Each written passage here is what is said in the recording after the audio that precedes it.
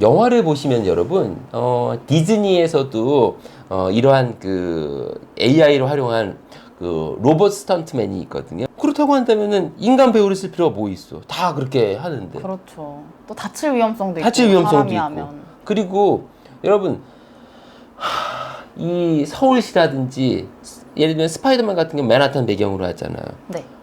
거기서 촬영하려면 힘들어. 그렇죠. 그렇잖아요. 맞아요. 그런데 지금은 어떻게 하냐면요. 카메라만 가져가서 꽉 촬영을 쫙 해요. 그런 다음 그거를 싹 입혀, 가상에. 그리고 영화 끝. AI 휴먼으로 하면은 카메라만 그냥 자동차에 실어가지고 촬영하고 쫙 찍으면 돼, 그냥. 네. 그런 다음에 들어와서 컴퓨터 편집기 안에 있어서 AI 휴먼 만들어가지고 AI 휴먼의 움직임을 정교화 시킨 다음에 그거 얹히면 돼. 그 영화 제작도 끝나. 그 영상 컨텐츠 제작이 너무 쉬워져. 아까 전에 소담님 질문하면서 AI 앵커 얘기했잖아요. AI 앵커 맨 처음에 나왔을 때가 2017년인가 18년에 중국에서 만들어졌거든요. 네네. 그때만 하더라도 입의 움직임이 굉장히 부자연스러웠어요. 맞아요. 그런데 그 다음에 우리나라 기업에서 문재인 대통령님을 대상으로 해서 AI 대통령을 해가지고 인사하는 게 만들어져. 너무 발달했어. 1년 사이에. 그 이후에 지금 너무 똑같아. 자, 그러면은 자, 뉴스 사람이 왜 합니까? 인공지능 하나 만들어 놓고 실시간으로 말해야 되는 거 입력시켜 가지고 계속 얘기하게끔 하면 되는 거 아닙니까? 맞아요. 사실 그리고 그 노동력 문제 같은 것도 있을 그렇지. 것 같아요.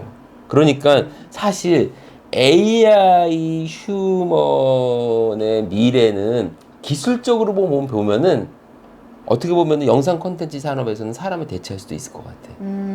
그러나 늘 제가 기술을 얘기하면서 항상 얘기하는 것이 뭐였냐면은 우리가 살고 있는 사회는 단지 기술로만 이루어지는 사회가 아니다. 네. 거기에 있는 사람들, 문화, 법률 이런 것들이 잘 조화를 이루어야 된다. 늘 이렇게 그런 얘기를 했잖아요. 그래서 우리가 항상 사람 중심의 관점 이런 얘기했죠. 저는 그렇다고 해서 인간을 완전히 대체할 것이냐? 글쎄 그럴 것 같지는 않아요. 왜냐하면 첫 번째로는 그게 제 생각인데 법으로 그걸 막을 것 같아. 법으로. 왜냐면은 영상 컨텐츠에 일하고 있는 사람들이 가만히 있겠어요? 맞죠. 결국 우리가 살아가고 있는 사회는 결국 우리 인간들이 잘 살 수 있게 만드는 건데 영상 컨텐츠를 그렇게 만들어가지고 효율성만 추구하다 보면 사실 사람이 얼마 없는 건데 이걸 그대로 무작정 그렇게 가게 만들 것이냐. 물론 기술의 진보는 막을 수 없습니다. 그러나 어느 정도의 조화는 이룰 것 같아요. 그래서 제일 가장 이상적인 것은 기술이 100% 적용되는 게 아니라 실제로 효율성도 마찬가지인데요. 사람과 기술이 잘 균형 잡히게 했을 때가 사실은 제일 효율성이 있거든요. 인간이 어느 정도 컨트롤을 해가면서 기술도 활용할 수 있는. 적어도 지금의 산업 현장에 계신 분들은 많이 공부하셔야 될 거예요. 마찬가지로 우리 학생들도 마찬가지입니다. 왜냐? 지금 아까 전에 말씀드린 언리얼 엔진이라든지 이런 게임 엔진에 대해서 제대로 공부 안 하시면은 아마 뒤처질 가능성이 높아요. 이거는 먼 미래가 아니라 향후 5년입니다. 제가 업체, 기업과 인터뷰를 하다 보면은 다들 말씀하시는 게 그거예요. 인력 구조 재편이 필요하다. 지금 있는 분들이 다 필요하진 않겠지만 상당 부분 그쪽으로 가야지 아마 조금 위험해질 수는 있을 것 같아요.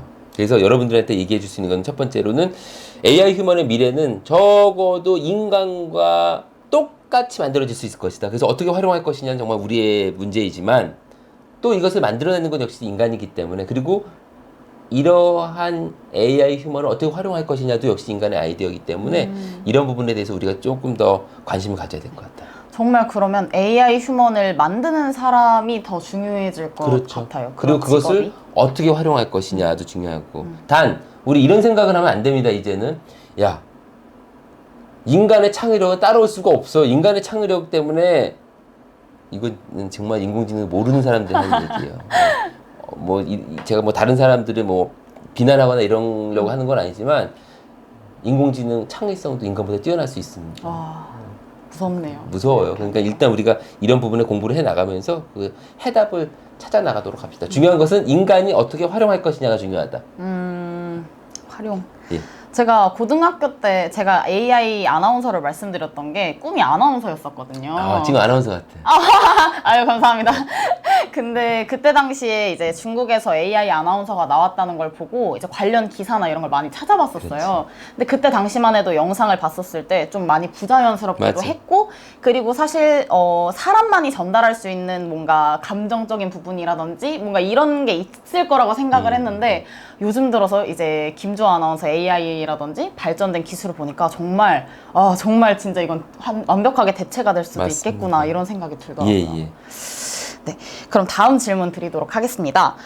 노래하는 버추얼 휴먼 루이나 뭔가 AI 아이돌 콘서트 이런 것도 많이 나오고 있는데, 진짜가 아닌 사람들이 가짜에 열광하는 이유가 무엇일지 롯데말 선생님의 의견을 들어보고 싶습니다. 글쎄, 아직까지는 열광 단계는 아니지만 그래도 먼저 1번. 왜 이렇게 사람들이 관심을 보이느냐? 자, 이런 질문을 한번 던져볼게요. 혹시 좋아하는 뭐 아이돌이라든지 어떤 배우라든지 셀럽 있으세요? 네, 저는 김재환님이라고 이제 프로듀스 나오신 가수 좋아합니다. 김재환? 네. 미안합니다. 제가 잘 몰라서. 저는 아이고. 오직 BTS, 그 다음 러블리즈, 러블리즈. 블랙핑크. 뭐 많으신데요? 김재환님이 소담님하고 무슨 관계가 있어요? 없죠. 근데 왜 좋아해요?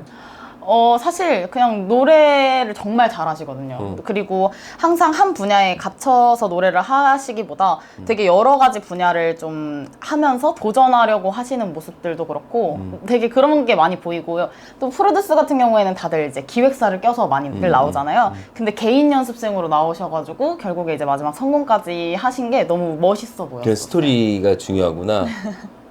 그럼 이런 스토리를 만들어서 그와 같이 가상의 AI 휴먼을 만들면 어떨까요?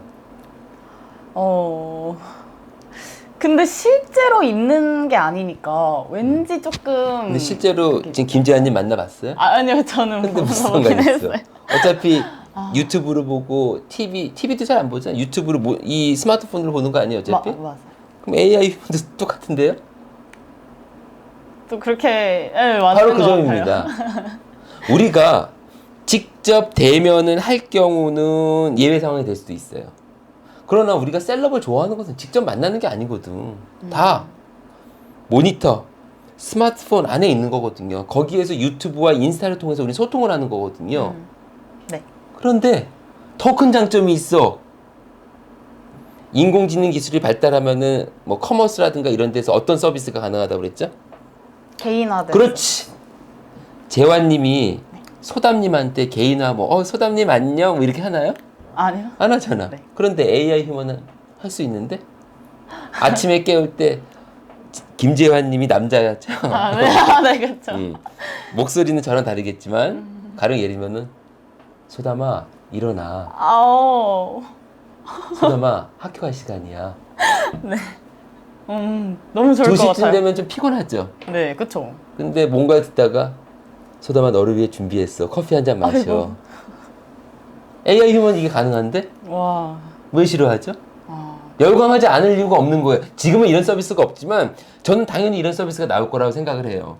BTS를 좋아하시는 팬들은 위버스에서 메타버스를 만들어가지고 이러한 가상의 무언가를 만들어서 굿즈를 팔 것이고 그거를 갖다가 실제 오프라인에서 판매할 것이고 오디오를 만들어서 판매할 것이고 그러면 알람 뭐 상상할 수 있는 거 다 서비스가 되겠죠. 그럼 우리 BTS 아미 여러분 안 사실 겁니까? 전 살 겁니다. 우리 가족은 B님 팬이라서 네. 당연히 사야죠. B님이 하는데 그래서 AI 휴먼은 앞으로 정말 무궁무진한 서비스를 활용할 수가 있어요. 진짜 열광하지 않을 이유가 없을 것 없죠. 같아요. 실제 만나는 건 어떻게 하느냐 이건 좀 달라질 수가 있어요.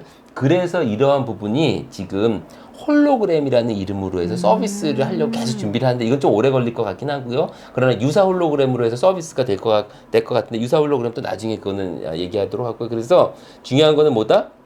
우리가 좋아하는 셀럽은 직접 직접 대면하는 커뮤니케이션이 아니기 때문에 굳이 AI 휴먼으로 만든다고 해서 차이가 있을 이유가 없다.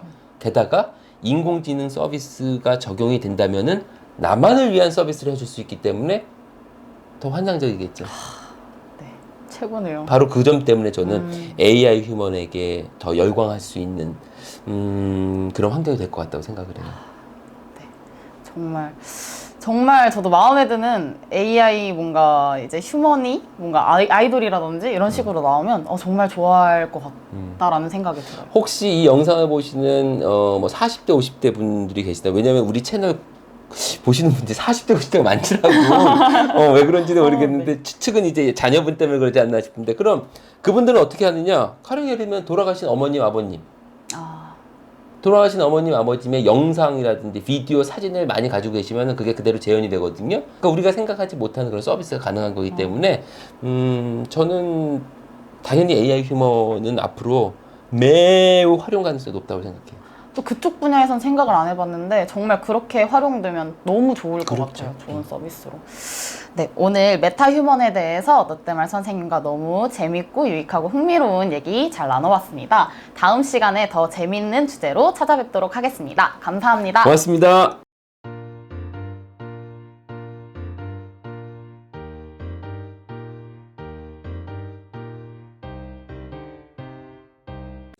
영상이 유익하셨다면 구독, 좋아요, 댓글과 알림 설정까지 부탁해요.